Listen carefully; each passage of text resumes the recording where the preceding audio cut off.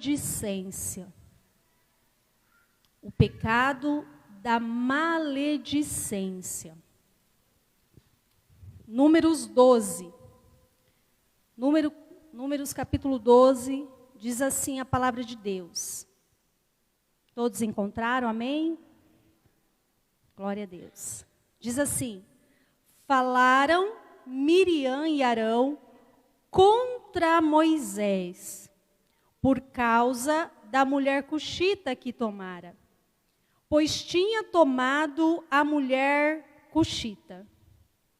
E disseram: porventura tem falado o Senhor somente por Moisés?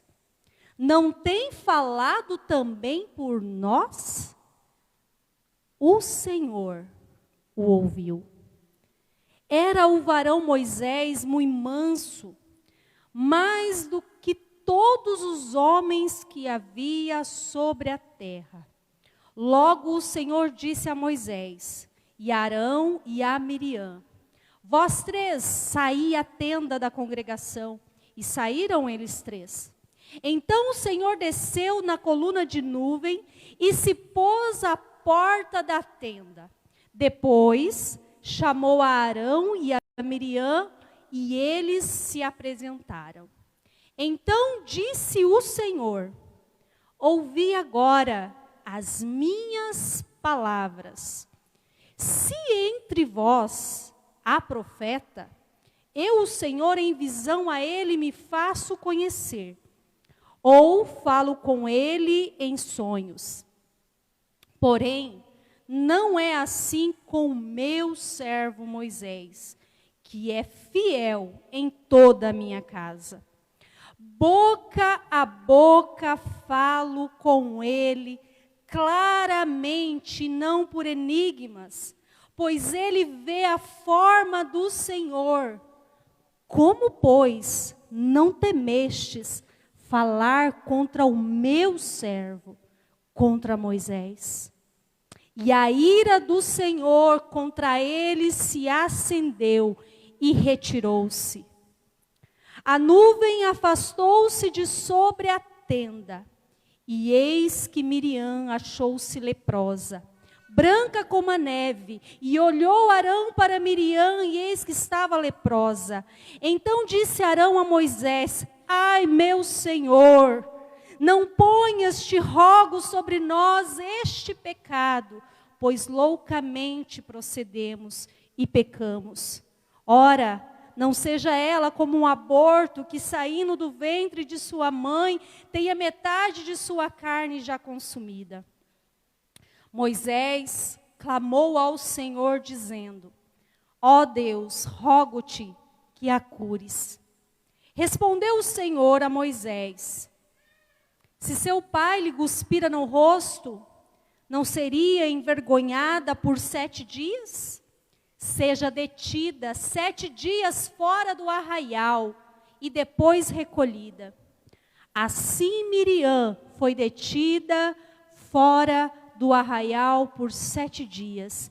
E o povo não partiu, enquanto Miriam não foi recolhida.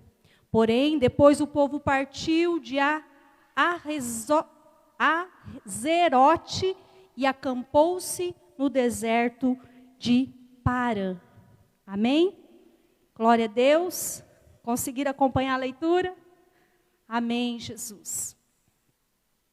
Talvez você já tenha ouvido, quando criança, aquela musiquinha, cuidado, boquinha, o que fala. Quem já ouviu? Quem já cantou quando criança? A gente cantava muito na escola bíblica dominical, né? Cuidado, boquinha, o que fala. Cuidado, boquinha, o que fala. Eu não sou boa cantora, né? O Salvador lá do céu está olhando para você. Cuidado, boquinha, o que fala. Essa canção infantil, ela deveria ser cantada também por adultos. Não é verdade? E para nós iniciarmos, eu gostaria de deixar 3 verdades bem rápidas sobre a fala dos seres humanos. A primeira verdade sobre a fala dos seres humanos é que nós falamos. É que nós fomos criados com a capacidade de nos comunicarmos. Nós fomos criados com essa capacidade de comunicação. Uma outra verdade é que para o bem ou para o mal, nós falamos. Nós nos comunicamos, nós escrevemos, nós digitamos, né? Hoje na era da rede social, a gente acha que não está falando ali boca a boca, mas você está digitando, você está falando alguma coisa. Então, para o bem ou para o mal, nós falamos. E uma outra verdade é o que nós falamos pode nos colocar em dificuldade. Pode nos colocar. Porque o que nós falamos pode edificar ou destruir. O que nós falamos interpreta e dá margem para interpretações. Portanto, o que nós falamos pode sim nos colocar em dificuldades. E como eu disse, eu quero falar sobre o pecado da maledicência. E o que é maledicência? A palavra maledicência significa qualidade de quem é maledicente ou maldizente. Ação ou hábito de dizer mal dos outros. Difamação, detração, maldizer. Então, nada mais é do que falar mal de alguém. E como crentes em Jesus, nós somos advertidos a abandonar essa prática. Colossenses 3:8 vai dizer: agora, porém, despojai-vos igualmente de tudo isso. De tudo isso o quê? Ira, indignação, maldade, maledicência, linguagem obscena do vosso falar. Tiago 3:2, Tiago vai dizer, Tiago fala muito sobre a língua, e ele vai dizer o seguinte: porque todos tropeçamos em muitas coisas. Tiago, eu acho interessante que Tiago, ele começa dizendo assim, olha, todos, não tem ninguém, todos, eu, você e eu, todos nós tropeçamos em poucas coisas, em muitas coisas. Tiago dá uma baixada na bola de todo mundo. Ele diz, todos nós tropeçamos em muitas coisas. Aí ele continua, ele diz assim, se alguém não tropeça em palavra, o tal é perfeito. A criatura é perfeita. É o cara, é a mulher. E ele continua, e poderoso para também refrear todo o corpo. Então ele está dizendo, se alguém não tropeça em palavra, essa pessoa é perfeita, poderosa para conseguir refrear também todo o corpo. Para você ver como a nossa língua tem um poder enorme. A nossa língua tem um poder muito grande. Muito grande. Provérbios 18:21 vai dizer, a palavra do Senhor vai dizer que a morte e a vida estão no poder da língua. A morte e a vida estão no poder da língua. E aquele que ama comerá do seu fruto.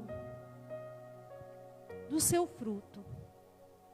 E o texto que nós lemos, ele vai nos mostrar as consequências desse pecado tão comum, mas tão grave, que é a maledicência.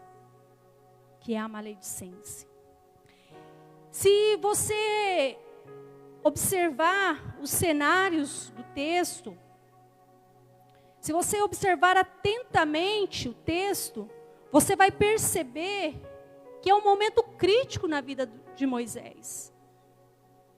É um momento crítico na vida dele. Por isso ele é alvo, talvez, de críticas. Ele é alvo de crítica nesse texto. E a crítica, ela vem exatamente no momento em que o acampamento estava sob ataque.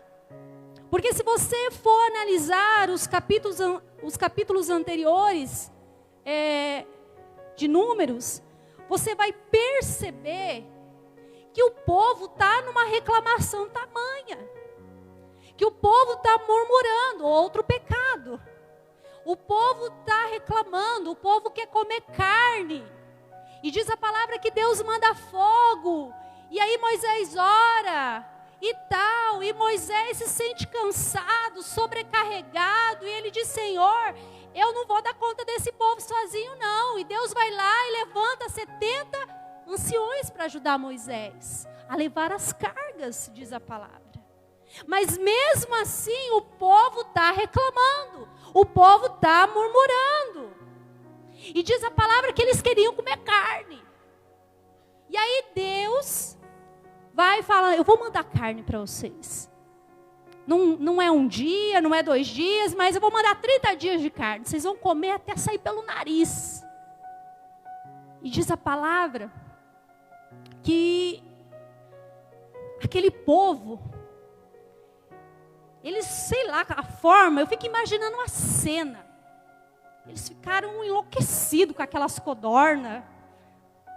Ficaram enlouquecidos. Diz a palavra que a carne ainda estava entre os dentes deles. Entre os dentes dele. E a ira do Senhor se acendeu de tamanha forma que vários morreram. Se você ler o capítulo 11, é isso. E Moisés está ali, enterrando os murmuradores. Tem gente chorando, o acampamento está em crise, está sob ataque, está um momento tenso. E aquele momento, esse momento de ataque contra Moisés, que é o líder, não é uma coincidência. É planejado pelo inimigo. É planejado. Porque, irmãos, é assim que o inimigo trabalha. Muitas vezes é num momento de crise, é num momento de fragilidade, é num momento difícil, é que o inimigo ataca as nossas vidas. E aí você vai ver quem são esses que estão criticando Moisés, que estão falando contra Moisés. E aí você vai olhar e você vai ver que a crítica veio daqueles que são mais próximos de Moisés. Que são os irmãos de Moisés. Miriam e Arão.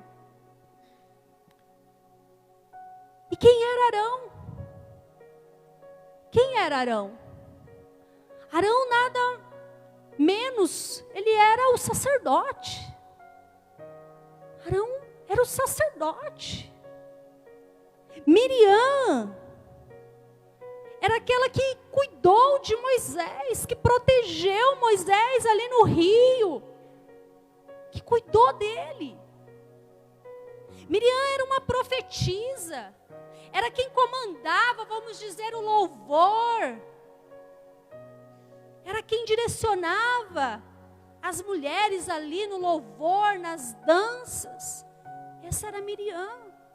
Não tinha motivo para eles se levantarem contra Moisés, porque cada um tinha uma função estabelecida. Mas o inimigo das nossas almas, ele não é imprudente sobre quem ele usa para nos apunhalar, para nos ferir, para nos machucar. Quando o inimigo ele quer nos ferir, quando ele quer amargar a nossa caminhada, Ele usa pessoas com quem nos importamos. E essa é uma tática muito usada por Satanás. Mas aí você observa o que leva Arão, o que leva Miriam a criticar Moisés. E aí você observa a questão, você vai ver que a crítica deles se referia às escolhas pessoais de Moisés. Diz a palavra que foi por conta da mulher cuxita. Foi por conta das escolhas pessoais de Moisés. Moisés não estava errado. Moisés não tinha cometido pecado ao tomar a mulher cuxita. Não era uma tribo proibida para Israel se casar. Nós não sabemos o contexto, se era a própria Zípora, se era uma outra mulher, Zípora tivesse morrido e ele se casado com outra mulher. Nós não sabemos esse contexto. Mas eles estão criticando Moisés a princípio, veja bem, a princípio, por conta das suas escolhas pessoais. Mas a motivação, se você for olhar a motivação, a crítica, foi uma queixa que abrangia um problema muito mais profundo. Porque eles não estão falando da esposa de Moisés. Se você observar o versículo seguinte, eles não estão falando da esposa de Moisés. Eles estão questionando a liderança de Moisés. Eles estão questionando a autoridade de Moisés, mostrando, na verdade, uma motivação muito mais profunda no coração deles. E por isso que eles vão dizer: o Senhor realmente falou somente por Moisés? O Senhor somente tem falado por Moisés? O Senhor também não tem falado por meio de nós? Veja que eles não estão mais criticando a esposa. E aí vem o problema. Vem o grande problema. Porque diz a palavra que a crítica contra Moisés foi ouvida por Deus. O versículo 2 ele termina com uma declaração simples, que se torna a base para todas as outras ações no texto. Porque a palavra vai dizer: e o Senhor o ouviu. Irmãos, isso mostra para nós muita coisa. As nossas bocas, elas estão sendo monitoradas. As nossas reclamações, elas estão sendo ouvidas. As nossas maledicências estão sendo registradas. Nossas mentiras estão sendo examinadas. Nossas fofocas, Deus está vendo. Deus está ouvindo. Por isso, nessa noite, eu gostaria de tirar algumas verdades do texto, para que possamos refletir sobre a gravidade desse pecado, que é a maledicência. E a primeira verdade que eu encontro nesse texto é que a maledicência pode revelar a inveja presente em nosso coração. O texto mostra de forma implícita que o coração de Miriam e de Arão está permeado pela inveja. Revela que o coração deles está tomado pela inveja. Porque inveja, irmãos, nada mais é do que desejar estar no lugar do outro. Desejar o status do outro, o brilho do outro, a beleza do outro, os frutos do outro. Arão e Miriam, eles se mostram insatisfeitos com a liderança de Moisés, com Moisés, e em vez de resolver isso diretamente com ele, eles começam a falar contra Moisés. Eles começam a pôr em dúvida a autoridade de Moisés. E o maledicente, o invejoso, ele sempre vai buscar algo. Ele sempre vai buscar alguma coisa para tentar denegrir a imagem do outro. Isso porque para o maledicente, para o invejoso, denegrir a imagem do outro é se autoafirmar. Uma vez que ele não consegue estar no lugar do outro, ele então procura reduzir o outro, diminuir o outro. No fundo ele está dizendo, olha, se eu não posso ter o que você tem, então eu vou falar mal de você, eu vou denegrir a sua imagem, eu vou colocar em dúvida a sua credibilidade. E foi isso que eles tentaram fazer com Moisés. Eles tentaram colocar em dúvida o caráter de Moisés. Entenda uma coisa, o invejoso, ele nunca vai vibrar com o seu sucesso. O invejoso nunca vibra com o sucesso do outro. O invejoso muitas vezes ele procura os erros onde não tem. São pessoas amarguradas, insatisfeitas, mal amadas, carnais. A inveja ela tem levado muitas igrejas, se você for olhar, a divisão. Tiago 3,16 vai dizer, pois onde há inveja e sentimento faccioso, aí há confusão e toda espécie de coisas ruins. O invejoso, ele abre portas para Satanás entrar, criando através da sua vida discórdia, confusão, competição. A pessoa que ela aloja inveja em seu coração, ela tem dificuldade de falar bem do seu próximo, de abençoar o seu próximo. Porque o invejoso, ele não suporta o brilho dos outros. Essa é a grande verdade. Por isso que Provérbios 14:30 vai dizer que o sentimento sadio é vida para o corpo, mas a inveja é a podridão para os ossos. Então é muito sério esse pecado. Veja que esse pecado abre portas para outros pecados. Porque a palavra de Deus vai dizer que um abismo chama outro abismo. E outra verdade que eu observo nesse texto é que a maledicência revela também a soberba presente no coração. Revela a soberba. Tiago 4,6 vai dizer que Deus resiste aos soberbos, mas dá graça aos humildes.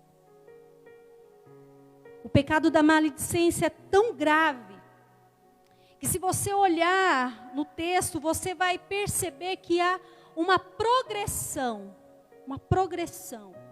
Eles começam falando mal de Moisés por conta da esposa de Moisés. Daqui a pouco eles estão se sentindo em pé de igualdade com Moisés. Daqui a pouco o coração deles é tomado pela soberba. Daqui a pouco o coração deles é tomado pela arrogância, pela altivez, pela autoconfiança exagerada.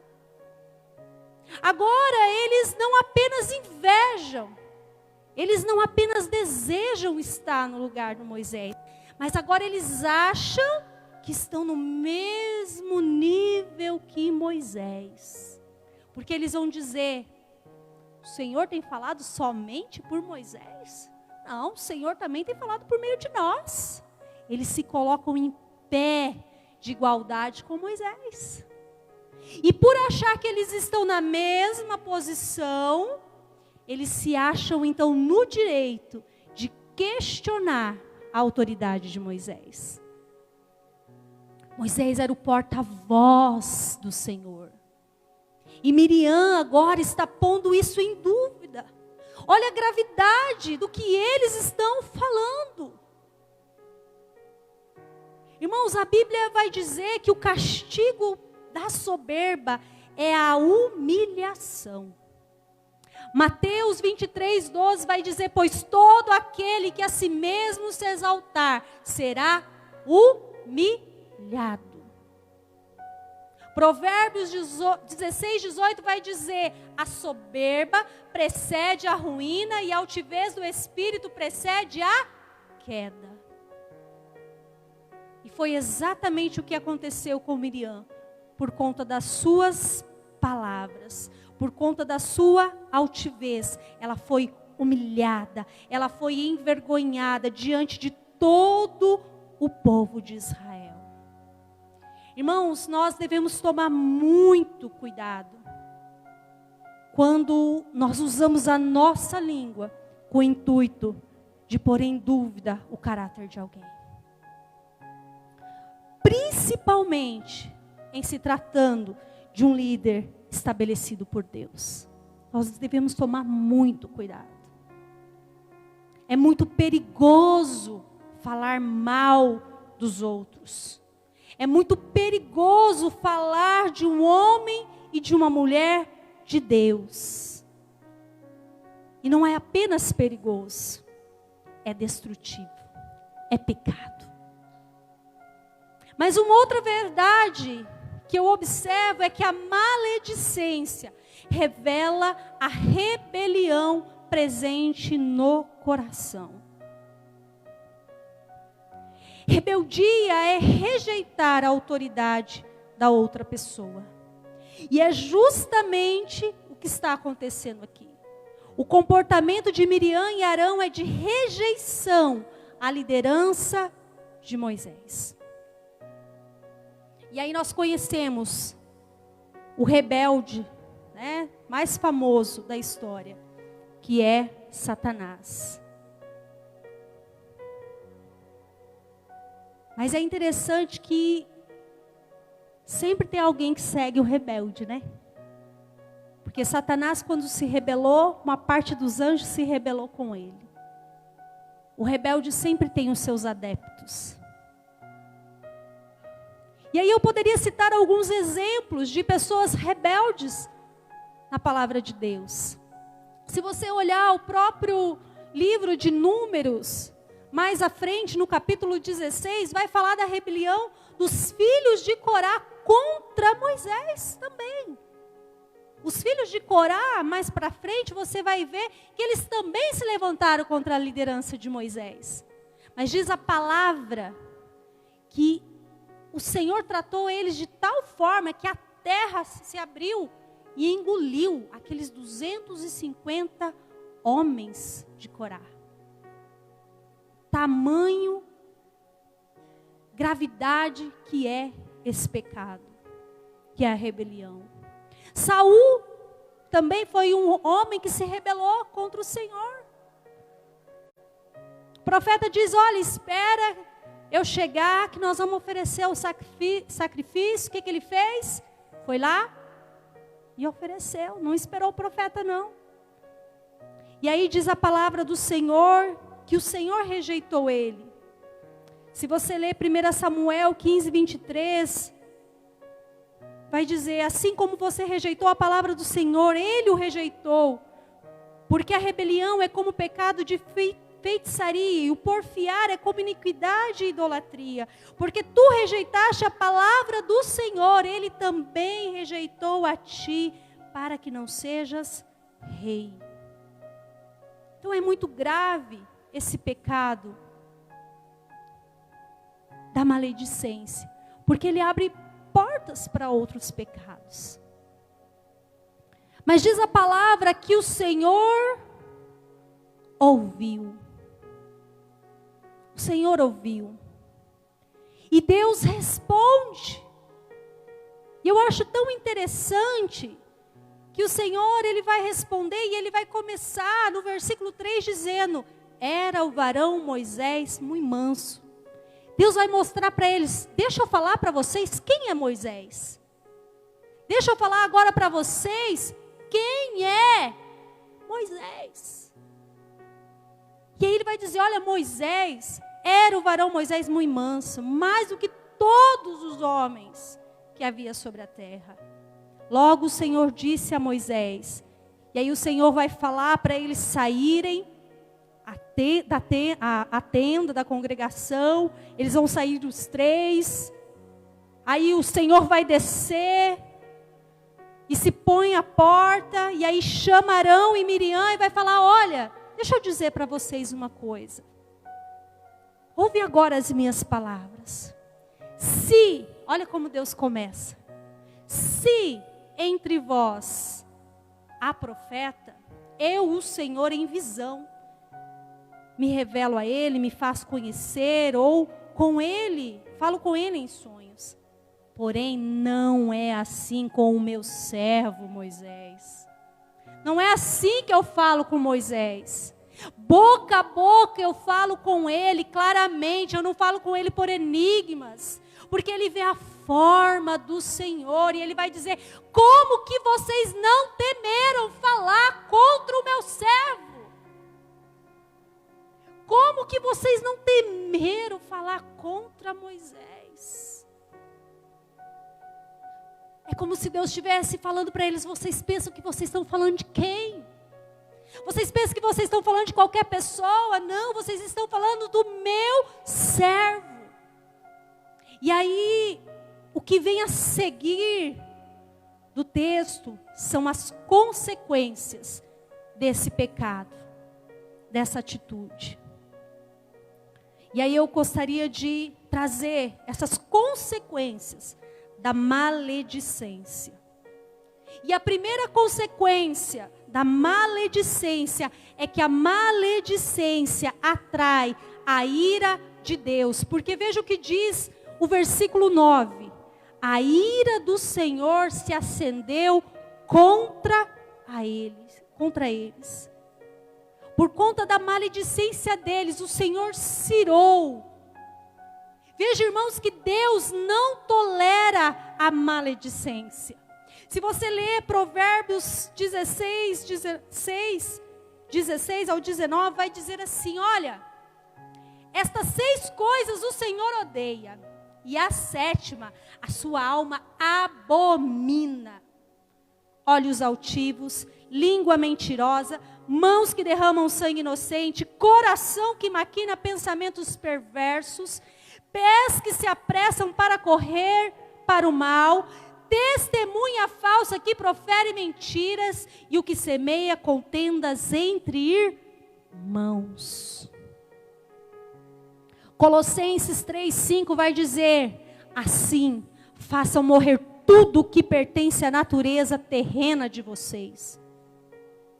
Tudo. Paulo está dizendo: olha, faça morrer tudo que pertence à natureza terrena de vocês. O que é para fazer morrer? Imoralidade sexual, impureza, paixão, desejos maus e ganância, que é a idolatria. E aí ele vai dizer: é por causa dessas coisas que vem a ira de Deus sobre os que vivem na desobediência. E ele continua: as quais vocês praticavam no passado, quando costumavam viver nelas. Mas agora, abandonem todas estas coisas. Paulo está dizendo: o que vocês devem abandonar? Devem abandonar a ira, a indignação, a maldade, a maledicência. Veja que Paulo ele está dizendo aos irmãos que agora eles precisam se despojar da velha vida, do velho homem. Eles precisam parar de andar, de viver dessa maneira. Porque essas coisas atraem a ira de Deus. E eu creio que ninguém aqui quer atrair a ira de Deus. Amém? Então, cuidado com a maledicência. Segunda consequência da maledicência. A maledicência, ela nos afasta da presença de Deus. Olha o que diz o versículo 9. E o Senhor se retirou. Versículo 10 diz que a nuvem se desviou de sobre a tenda. A maledicência, além de nos fazer um canal de Satanás, ela ainda nos rouba a presença do Senhor.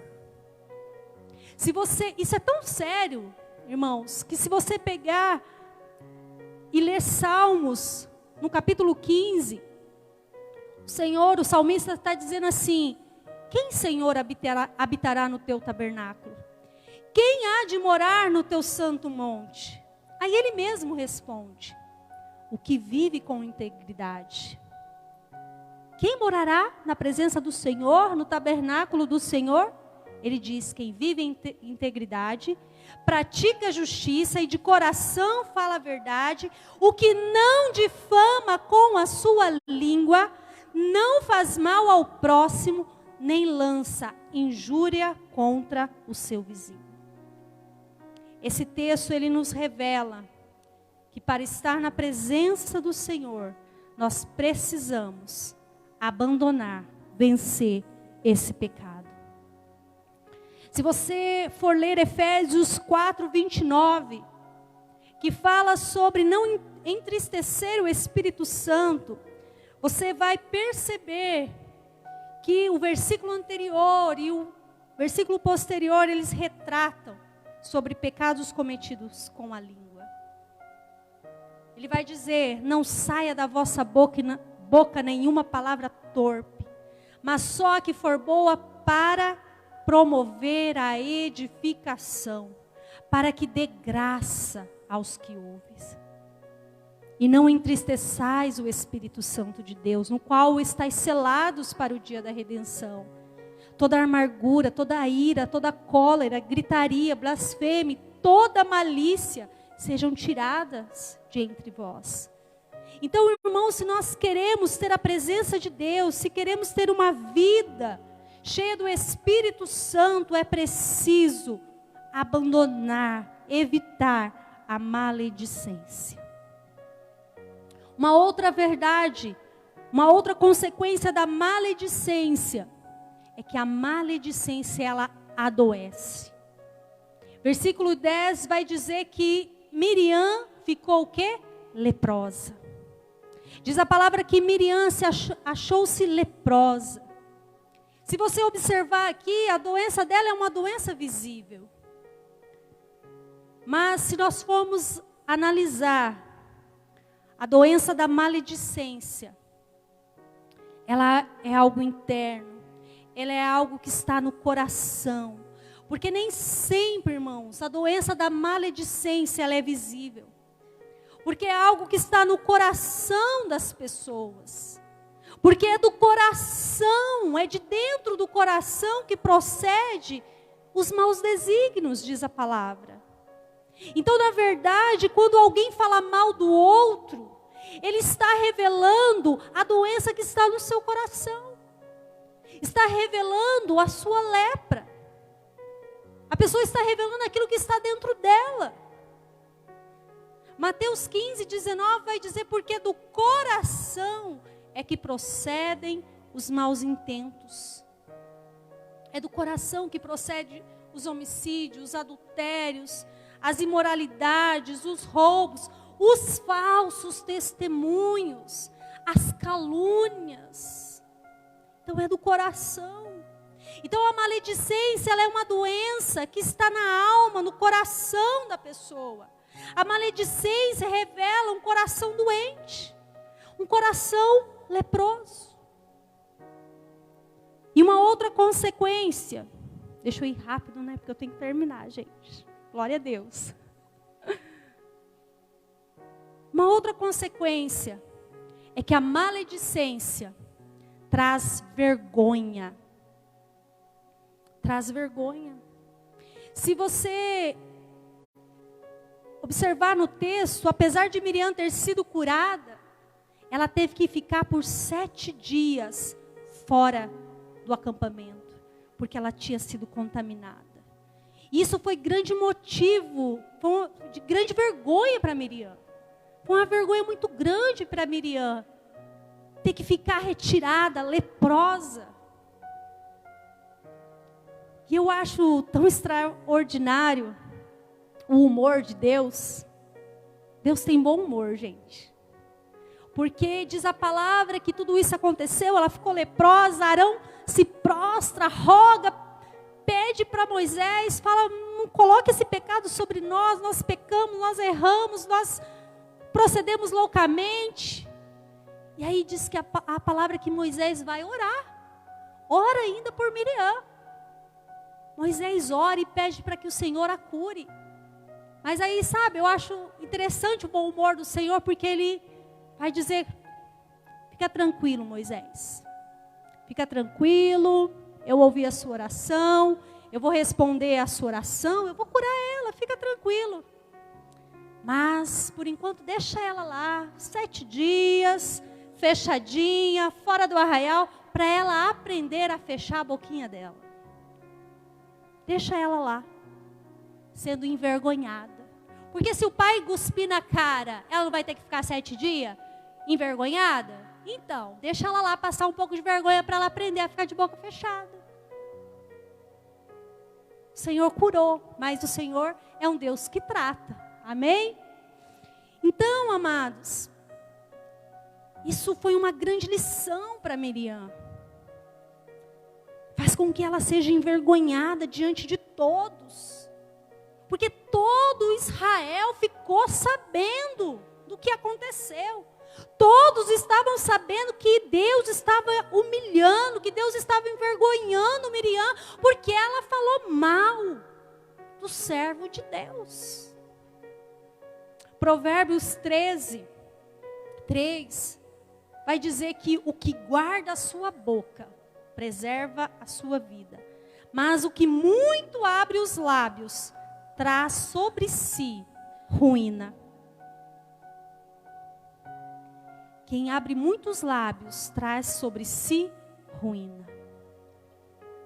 Então a maledicência traz vergonha. Mas uma última consequência da maledicência é que a maledicência, ela nos paralisa. Veja que todos tiveram que ficar parados esperando Miriam ser recolhida de volta ao acampamento. Além da vergonha, além do pecado, de ter sido envergonhada, ela foi motivo ainda de atraso para o povo de Deus. Foi motivo de atraso para o povo de Deus. Irmãos, o rebelde, o pecador rebelde, ele sempre será motivo de atraso no progresso do povo de Deus. Muitas vezes a igreja não cresce, a igreja não avança por conta daqueles que estão contaminando os outros com a sua língua. E muitas vezes de forma sorrateira. Sorrateiramente. Aí a igreja não avança, a igreja não cresce, porque tem um maledicente contaminando o povo. Então é muito grave, e o povo fica paralisado. Miriam fica paralisada, ela não pode avançar. Eu acho tão interessante, tem um texto em 1 Pedro, no capítulo 2, verso 1, ele está falando sobre crescer espiritualmente. Pedro está falando sobre crescimento espiritual para a salvação. E ele vai dizer, olha, livrem-se, pois, para vocês crescerem, ele está dizendo, olha, para vocês crescerem, livrem-se, pois, de toda maldade, de todo engano, de toda hipocrisia, de toda inveja e toda espécie de maledicência. Para vocês crescer, para vocês avançar, vocês primeiro têm que se livrar disso. Um outro texto de 1 Pedro 3,10 vai dizer, porque quem quer amar a vida e ver bons dias, refreia a sua língua do mal e os seus lábios de falarem engano. Amém? Então a nossa boca, a nossa língua, ela revela o nosso coração. A nossa boca revela tudo o que está dentro do nosso coração. Nós só externamos aquilo que está dentro de nós. Isso é muito sério. Coloque-se em pé em nome de Jesus. Glória a Deus. O Senhor, Ele nos chama ao arrependimento, amém? A palavra do Senhor, ela nos exorta, ela nos ensina, mas ela traz vida para nós. E eu gostaria que você fechasse os seus olhos e começasse a refletir o que tem saído da sua boca, o que tem saído dos seus lábios. Deus, Ele sempre nos dá a oportunidade de recomeçarmos, de mudarmos, de abandonarmos as nossas velhas práticas. Deus, Ele sempre nos dá a oportunidade de mudar. Quero ver você orando, quero ouvir você orando, comece a orar. Como que você, o que você tem falado? Como que você trata seus filhos? Como que você trata a sua esposa, o seu esposo? As palavras que saem da sua boca, elas são palavras de vida, de bênção. Irmãos, porque a nossa boca, ela precisa ser instrumento de Deus. A nossa boca precisa ser instrumento de vida. Dos nossos lábios precisa jorrar a vida de Deus, para que dê graça aos que ouvem.